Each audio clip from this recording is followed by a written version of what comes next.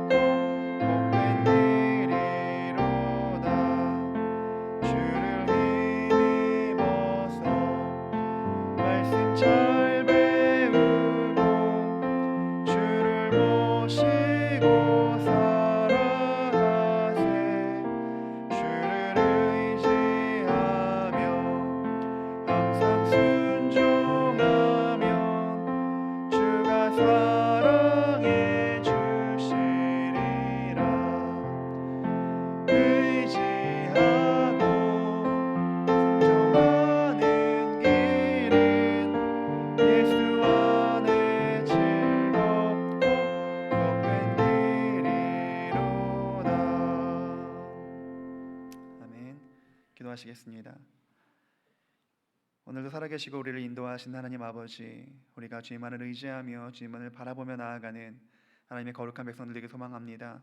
우리의 모든 걸음걸음마다 주님의 은혜 가운데 살아가게 하시고 그 은혜를 발견하는 눈을 열어주셔서 모든 순간 모든 시간 나마다 기쁨과 감사로 살아갈 수 있는 하나님의 거룩한 백성 될 수 있도록 우리의 모든 삶을 주관하여 주시고 우리 삶을 통하여 하나님을 모르던 자들이, 하나님을 알지 못하던 자들이 하나님을 보게 하시고 하나님을 알게 하시고 하나님께 나아오는 놀라운 역사가 일어날 수 있도록 우리 한 사람 한 사람이 삶의 예배자가 되고 삶의 증거자가 될 수 있도록 하나님 붙드시고 사용하여 주옵소서. 어디를 가든 하나님을 따라가고 어디를 가든 그 말씀에 순종하여 나아갈 수 있는 믿음의 일꾼, 순종의 일꾼 될 수 있도록 우리 한 사람 한 사람을 붙들어 주시고 모든 시간 모든 순간 주님께서 인도하여 주옵소서. 감사드리며 예수님의 이름으로 기도드렸습니다. 아멘. 이렇게 말씀 보시겠습니다. 말씀은 사도행전 20장 17절부터 21절까지의 말씀입니다. 사도행전 20장 17절부터 21절까지의 말씀입니다.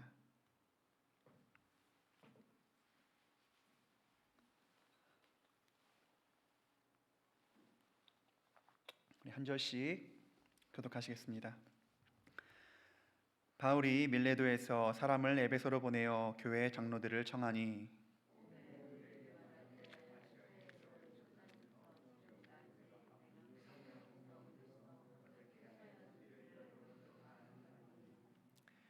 곧 모든 겸손과 눈물이며 유대인의 간계로 말미암아 당한 시험을 참고 주를 섬긴 것과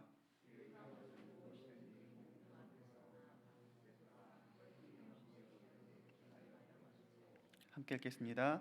유대인과 헬라인들에게 하나님께 대한 회개와 우리 주 예수 그리스도께 대한 믿음을 증언한 것이라. 아멘. 제가 예전에 진짜 재밌게 본 영화가 한 편이 있습니다. 전우치라는 영화인데요. 도사들이 나와서 날아다니고요, 바람을 일으키고 요괴를 잡는 그런 영화예요. 그 도사들이 주인공인 영화인데요. 이 영화는 제가 당시에는 잘 몰랐던, 당시에는 잘 듣지 못했던 그 대사가요, 시간이 지나고 나서 다시 영화를 보니까 들려오더라고요. 전우치에 보면 화담이라는 캐릭터가 나옵니다. 엄청 실력 있는 도사고요, 존경받는 도사로 나와요. 그런 도사에게 정신이 오락가락하는 할머니가 던진 한마디가 이제는 귀에 들어오는 거예요. 무슨 대화였냐 하면 그 화담이 할머니에게 이렇게 이야기해요. 나는 도 닦는 사람이다 라고 이야기하니까요, 할머니가 이렇게 소리 질러요. 백날 도 닦으면 뭐래? 지가 누군지도 모르면서. 전우치란 영화를 보신 분은 이 말이 무슨 말인지 아실 거예요. 화담은 내가 도사인 줄 알았는데, 그렇게 믿었는데 사실 내가 도사가 아니었습니다.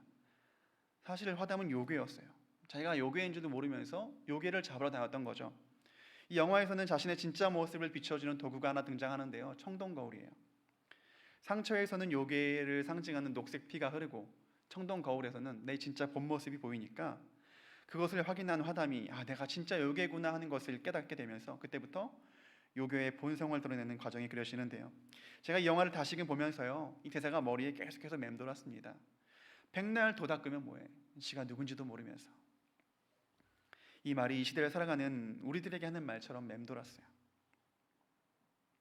여러분, 우리는 지금 이 시대에서, 이 세상에서 어떻게 살아가고 계십니까? 무엇을 바라보며 살아가고 계십니까? 어디를 향해 나아가고 계십니까? 이 땅을 살아가는 우리는 내가 누구인지, 또 내가 어디로 가야 하는지, 어떻게 살아가야 하는지를 분명히 알고 나아가야 하는 그리스도인들입니다. 우리는 예수님의 제자입니다. 그리고 우리는 하나님의 백성입니다. 우리들 한 사람 한 사람이 세상을 살아가지만 세상과는 구별되어 살아가야 하는, 우리의 본 모습을 잃지 않는 그리스도인들이 되시기를 축복합니다. 영화에서는 청동거울이 나의 본 모습을 비춰주는 도구였다면, 이 세상 속에서는, 이 땅을 살아가는 우리들에게는 하나님의 말씀이 나를 비춰주는 그런 참 그리스도인 되시기를 축복합니다. 예전에 인도에서 마라톤 대회가 열린 적이 있습니다. 인도는 워낙 복잡하고 인구도 많은 도시죠. 근데 사람이 많고 또 복잡하면 사건 사고가 많이 일어나잖아요. 여러분, 인도하면 뭐가 떠오르세요? 저는 딱 인도하면 떠오르는 이미지가요, 복잡하다, 사람 많다, 이런 이미지가 떠오르는데, 실제로 인도는 사람도 많고요, 굉장히 복잡해요. 그러다 보니까 사건 사고가 매일매일 끊이지 않았습니다. 마라톤 대회 때도 황당한 사건이 하나 발생합니다. 마라톤 선수들이 막 달려가면 그 가장 앞에서 그 선수들을 인도하는 차가 한 대 있어요. 유도 차량이라고 하는데요, 사람들은 그 차량을 따라가면서 길을 잃지 않고 정해진 코스로 이렇게 달려가게 됩니다. 그런데 이 차량이 길을 잃어버렸어요. 정해진 코스로 가야 되는데 코스를 이탈해 버렸어요. 제가 생각하기에는 가장 당황한 사람은 운전자였을 것 같아요. 운전하면서도 이 길이 아닌 것 같은데, 가면서도 이 길 아닌 것 같은데 하면서도 굉장히 당황한 모습으로, 당황한 마음으로 운전을 했을 겁니다. 그 운전기사는 당황을 했을 거고요, 선수들에게는 문제가 생겼습니다. 아무 의심 없이 유도 차량을 따라갔던 선수들이요, 한참을 가다 보니까 이상해요. 응원하는 사람들이 하나도 안 보이고요, 내가 달려가는 이 길이 마라톤 코스로는 적합하지 않은 길인 것 같아요. 그래서 길을 가다가 도저히 안 되겠어서 주변 사람들에게 물어봤습니다. 지금 이 길이 마라톤 선수들이 지나가는 길이 맞냐 물어봤더니 사람들이 아무도 그에 대해서 대답을 해주지 않고 이상하게 쳐다보는 거예요. 이 길이 마라톤 하는 길이 아니라는 거죠. 결국 이 선수들은 그 근처에 있는 사람들에게 돈을 빌려서 결승선 근처에 있는 지하철을 타고 결승선 근처까지 이동해서 결승선을 통과했다고 합니다. 이 사람들이 중간까지는 1, 2, 3등이었지만 그 한 번의 실수로 이 선수들은 결국 실격 처리가 되고 말았어요. 너무 억울해서 대회 주최 측이 따졌습니다. 이건 유도 차량이 잘못해서 그런 거 아닙니까? 라고 따졌는데 주최 측에서는 안타깝지만 어쩔 수 없습니다 라는 대답만 들려왔다고 해요. 이 기사를 쓴 기자는 이런 말로 이 기사를 마무리했습니다. 그 상황이 도저히 달리기를 할 수 있는 환경이 아니었다. 이거요, 그리스도인들의 이야기 같지 않으세요? 저는 이 기사를 보면서요, 이게 수년 전 기사지만 문득 이런 생각이 들었습니다. 나도 이 세상에서 열심히 달려가다가도 정신 차리지 않으면 어느 순간 다른 길에 서 있을지도 모르겠구나. 나도 세상의 흐름에만 민감하게 반응해서 그 흐름 따라가다가 보면 어느 순간 전혀 엉뚱한 곳에, 서 있으면 안 되는 곳에 서 있을지도 모르겠구나. 바라기는 우리가 이 세상에 살아갈 때에 말씀 앞에 더욱 민감하고 그 말씀을 따라 살아가는, 말씀 앞에 깨어 살아가는 그리스도인 되시기를 소망합니다.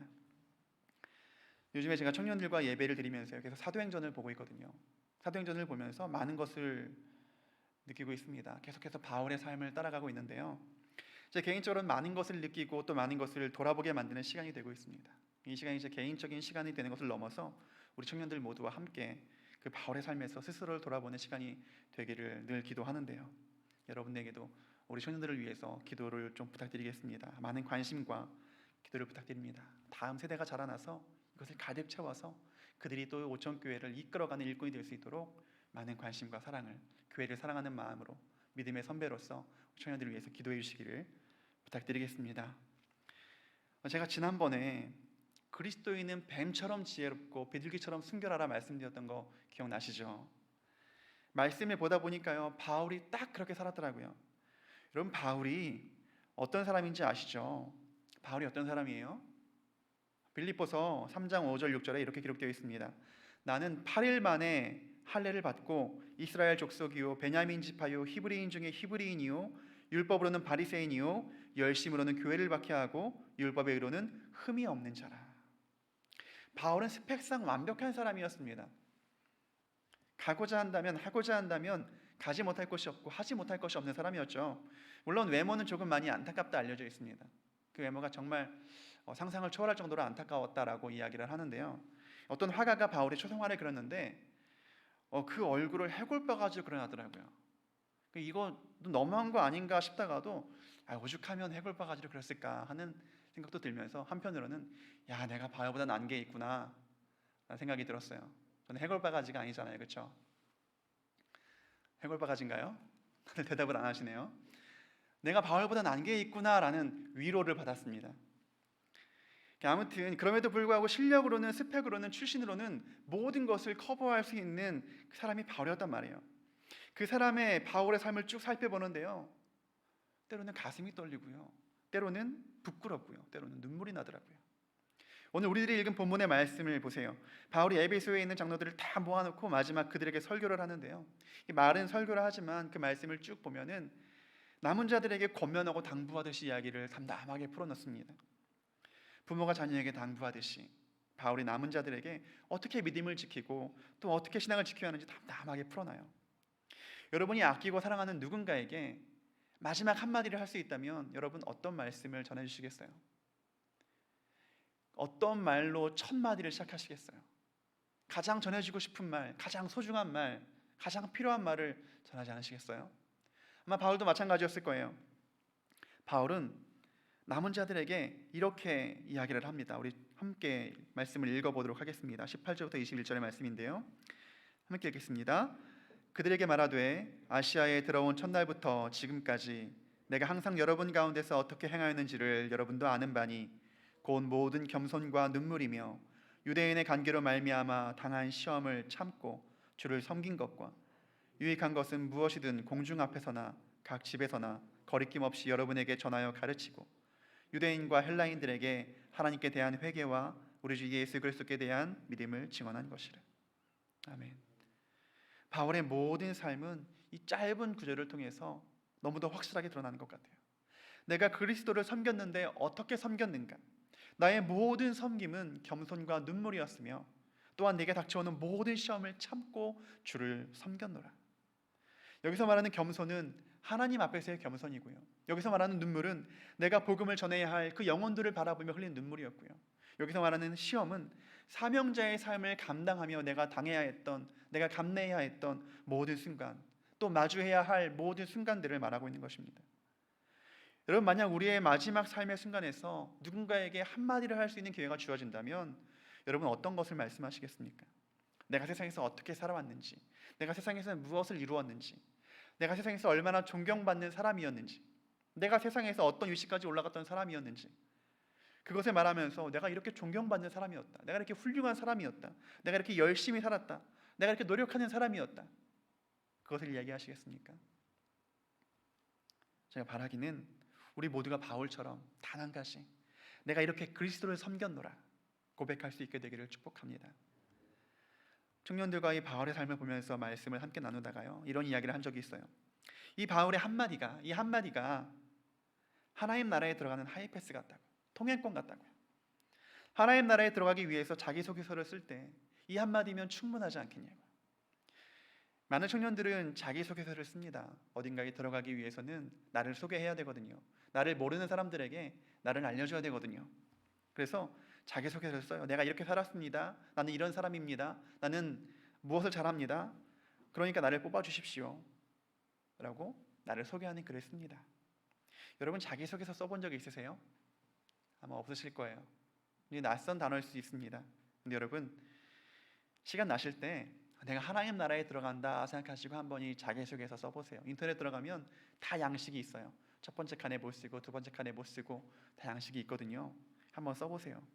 내가 자라온 환경부터, 또 내가 어떻게 살아왔는지, 나의 장점은 무엇인지, 내 소명이 무엇인지, 내게 맡겨진 달란트를 어떻게 사용했는지 쭉 써보세요.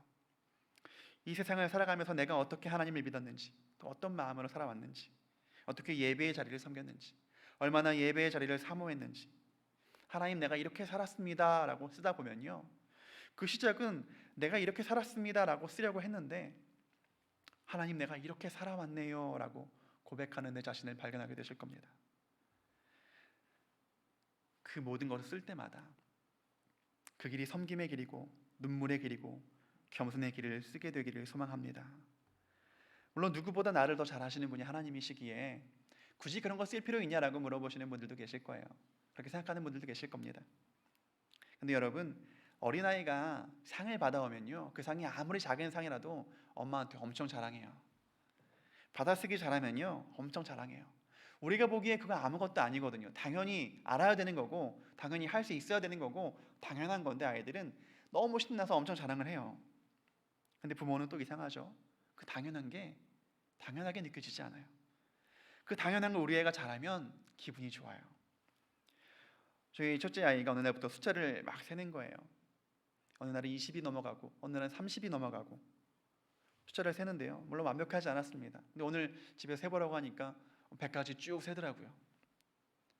옛날에는 군데군데 빼먹기도 했는데 이제는 빼먹지 않고 쭉 세는 모습을 보면서요, 엄청 대견했어요. 엄청 많이 컸구나. 또 한글을 읽고 쓰기 시작하면서 저한테 편지를 쓰는 거 있죠. 아빠 사랑해요 라고 편지를 쓰고, 엄마 사랑해요 라고 편지 쓰고, 생일날마다 아빠 생일 축하드려요 편지를 쓰고, 되게 예쁘게 색칠도 하고, 다른 사람이 보기엔 낙서일지 모르겠지만 제 눈에는 예쁘게 색칠을 한 예쁜 그림을 그려서 저한테 줘요. 저를 그려서 주는데 요즘 이 아이가 저를 그릴 때마다 머리를 굉장히 크게 그리더라고요. 그렇게 크게 그리지 않아도 되는데 머리를 굉장히 크게 그려요. 그러면서 좋다고 동생이랑 막 웃으면서 깔깔거리며 웃으며 다니는데, 아무튼 이 아이가 어느 순간 커가지고 글씨를 쓰고 그림을 그리고 색칠하고 편지를 써주기 시작해요. 어느 날 몇몇 동물의 이름을 영어로 이야기하기 시작하더라고요. 다른 사람이 보기에 이거 아무것도 아니고요, 당연한 거고요. 제가 보기에도 객관적으로 보면 또래보다 조금 빠르거나 또래랑 비슷한 수준이에요. 그런데 저는 그 모든 순간이 너무너무 특별한 거 있죠. 왜냐하면 저는 그 아이의 부모잖아요. 부모에게는 아이의 모든 행동이 특별하잖아요.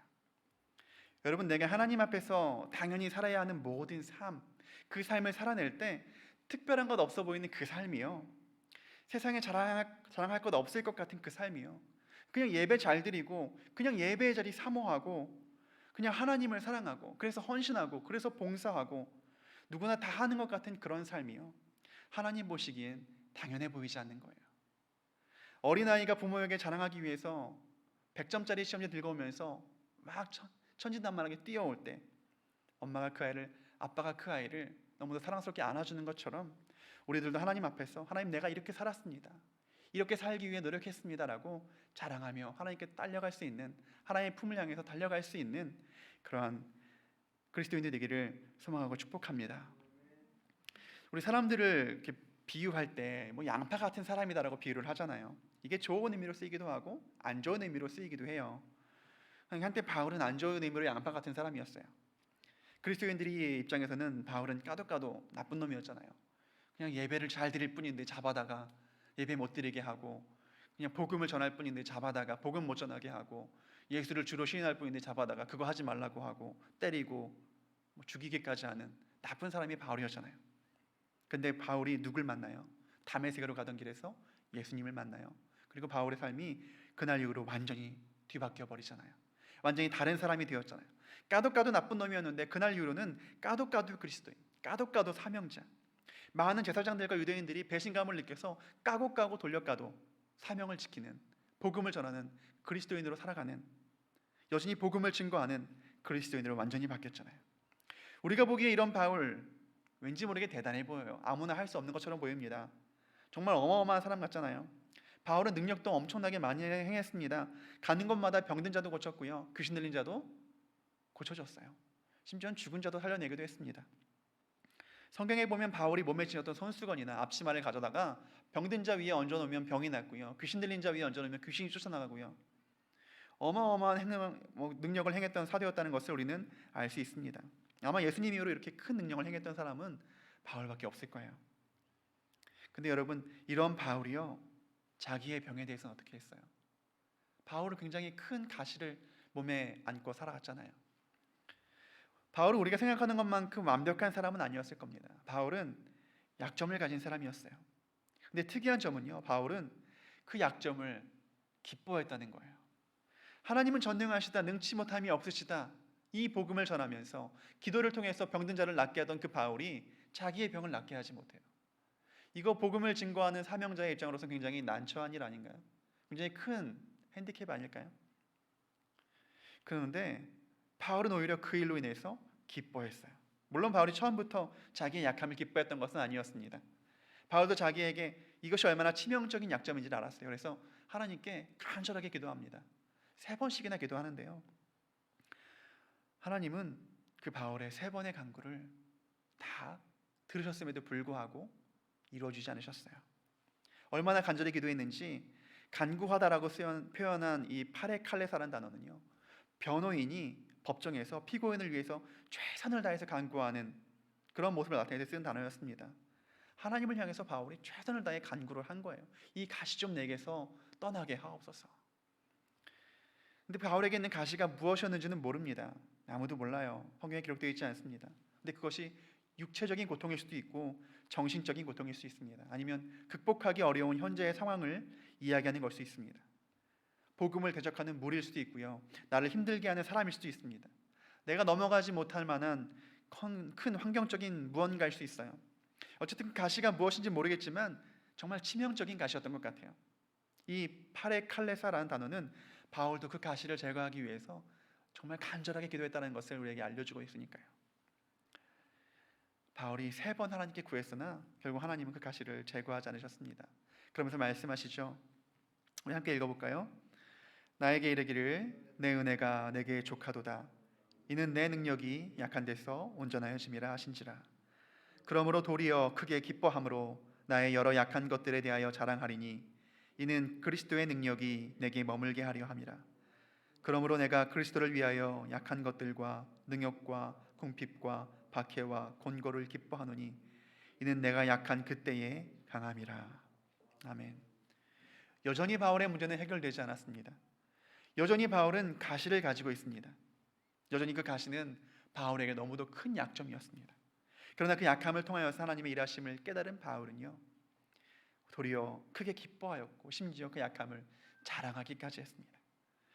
그 약함이 내게 있어서, 그 문제가 내게 있어서, 그 아픔이 내게 있어서 하나님의 능력이 드러난다면, 하나님의 영광이 드러난다면, 하나님이 그것을 사용하신다면, 그 약함마저도 하나님께 쓰임받는 도구가 된다면, 나는 여전히 약하기 원합니다. 나는 계속해서 약하기 원합니다. 나의 약함이 나의 기쁨입니다. 약함마저도 기쁨이라. 나의 약함이 하나님의 강함이라. 그러므로 나의 약함에 감사하노라. 혹시 여러분에게 나의 삶을 약하게 만드는 무언가가 있으신가요? 내 삶을 넘어뜨리는 문제가 있으신가요? 아니면 지금도 나를 괴롭히는 무언가가 있으신가요? 그 약함 가운데 우리의 고백이 바울의 고백과 같아지기를 소망합니다. 나의 약함을 통하여 일하실 주님을 기대합니다. 나의 약함이 나의 기쁨 되게 하시고, 나의 약함이 하나님의 크심을 드러내는 도구 되게 하옵소서. 우리가 어려울 때에, 우리가 힘들 때에 나의 입술을 통해서 그렇게 고백하는 믿음의 백성 되시기를 축복합니다. 또 유명한 바울의 고백이 있죠. 나는 선한 싸움을 싸우고 나의 달려갈 길을 마치고 믿음을 지켰으니 이제 후로는 나를 위하여 의의 면류관이 예비되었으므로 주 곧 의로우신 재판장이 그날에 내게 주실 것이며 내게만 아니라 주의 나타나심을 사모하는 모든 자에게도니라. 아멘. 바울이 말한 선한 싸움은요, 운동선수가 경기장에서 혼신의 힘을 다해 경기하는 것처럼 내가 그렇게 사명자의 길을 걸어갔다, 내가 혼신의 힘을 다해서 사명자의 길을 걸어갔다라고 이야기하는 거고요. 내가 달려갈 길을 다 마쳤다는 것은 마침내 내가 승리했다라는 거 아니에요. 승리했다라고 선포하는 것이 아닙니다. 말 그대로 나의 달려갈 길을 마쳤다는 거예요. 때로는 넘어지기도 하고 때로는 비틀거리기도 했지만 말 그대로 포기하지 않고 마지막까지 달려갔다는 겁니다. 그리고 믿음을 지켰다는 것은 군인이 상관에게 충성하는 것처럼, 청지기가 주인에게 충성하는 것처럼 내가 주님께 충성했다라는 것을 뜻하는 말이에요. 다시 말하면 나는 비록 모든 싸움에서 승리하였다고 말할 수 없습니다. 그러나 그저 최선을 다했습니다. 나는 누구보다 먼저 결승선에 도착하지 못했습니다. 그러나 포기하지도 않았습니다. 그리고 나는 그 모든 순간, 나의 달려가는 모든 순간 주님께 충성했습니다 라고 바울은 지금 고백하고 있는 거죠. 여러분, 중요한 게 있습니다. 달려가는데 어떻게 달려가느냐, 어디로 달려가느냐? 빌립보서 3장 14절입니다. 표대를 향하여 그리스도 예수 안에서 하나님이 위에서 부르신 부름의 상을 위하여 달려가노라. 그냥 달려가는 게 아니라요, 표대를 향해 달려가는 겁니다. 로마 시대 경주자들이 방향을 잃지 않고 달려가기 위해서 기둥을 바라보면서 달려갔다고 해요. 그것처럼 바울도 표대를 향해 달려갔다는 겁니다. 바울이 바라본 그 표대가 누굴까요? 예수님, 예수 그리스도라는 표대를 향하여 바울은 달려가노라 고백하는 겁니다. 우리가 올림픽을 보면, 큰 경기를 보면 메달을 받는 사람들이 있죠. 어떤 사람들이 받아요? 1등한 사람들, 2등한 사람들, 3등한 사람들이 받아요. 그리고 누구만 기억해요? 1등만 기억하잖아요. 근데 하나님이 주신 상은 조금 다릅니다. 1등이 없어요.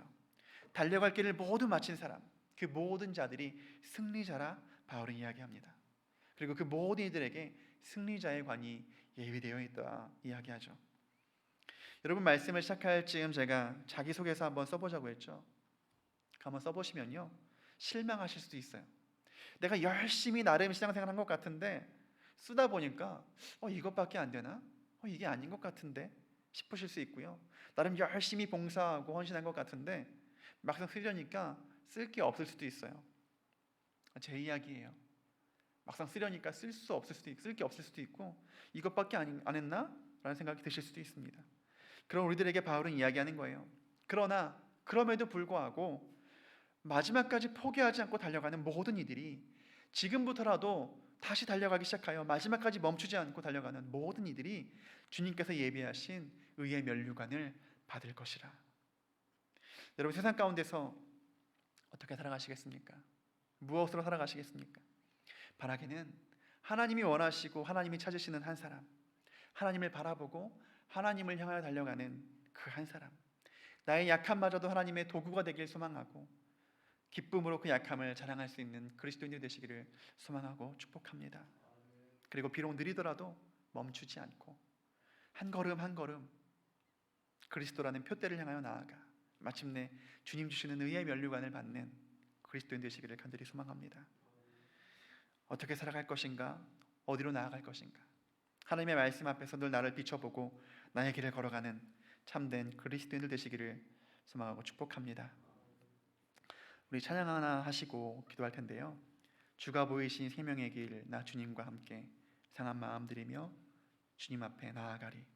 이 찬양 나의 고백으로 하나님께 고백하는 시간 되겠습니다.